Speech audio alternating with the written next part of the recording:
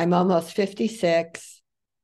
And at my age, my father and mother were a few years away from retirement. I don't have that kind of money, but even if I did, I wouldn't want to. I have all these creative ideas I want to pursue and businesses to start.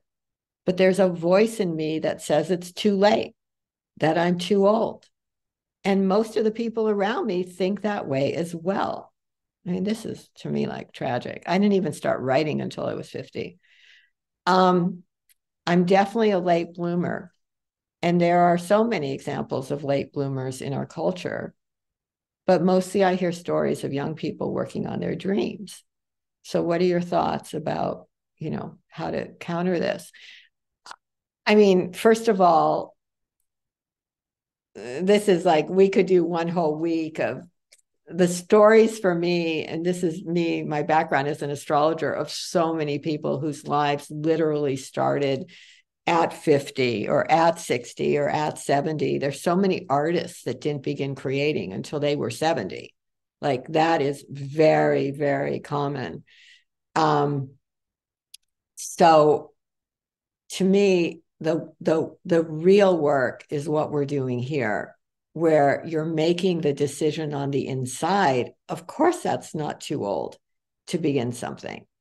And if you're only surrounded by people that believe that, I would say stop sharing your dreams with them.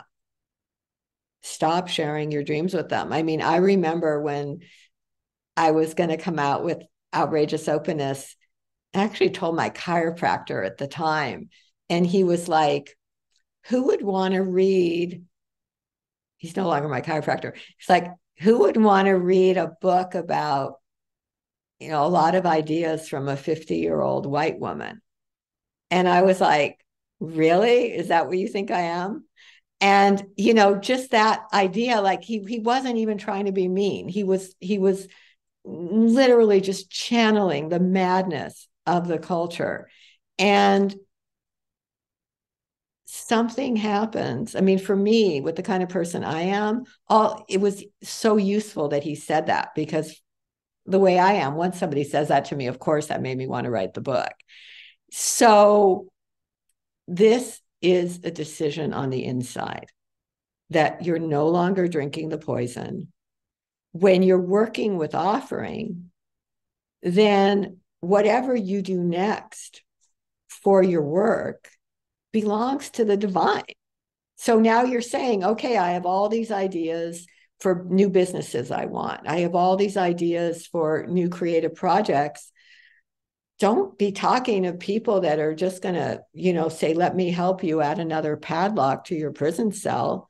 That's not support.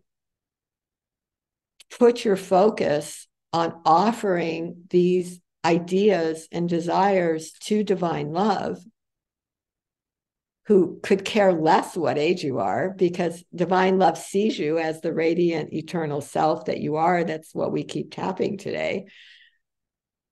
Offer those ideas and plans and dreams to divine love and say, if these are for the highest for me to do, show me the first step.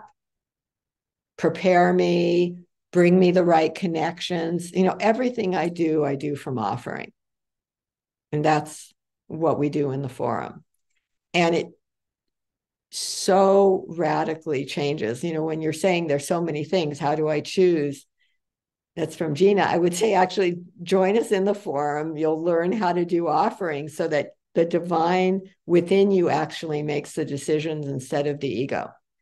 Because otherwise there could be 100 things, but you start to have the deeper part of you guide the way. It's also in my books. But, I do think that first step is this, what Maria wrote is the stopping of drinking the poison that says you're too old. Tonight I'm actually watching Naiad. People know the movie Naiad. It's coming out. I think it's out on Netflix as of last night. Diana Naiad was a great swimmer. She swam it was like her dream was to swim from, I think, Cuba to Florida. She did it at age 60. I know 100 stories like this. I won't even go through the millions of stories. It's like I've been collecting stories like this since I was 20 because I knew from my own chart that as a Capricorn, your life doesn't even start till you're older. So what was I going to do? Believe all this stuff that said things were over when I was 30? When I was 30, I was trying to kill myself. So that really wasn't a useful role model. Things got better and better and better the older I got. So it really depends on your chart. But I really would say that if you're somebody who's in that trance, it's literally a sleepwalk. If you've been drinking that poison and you've been in that sleepwalk of believing these myths about age,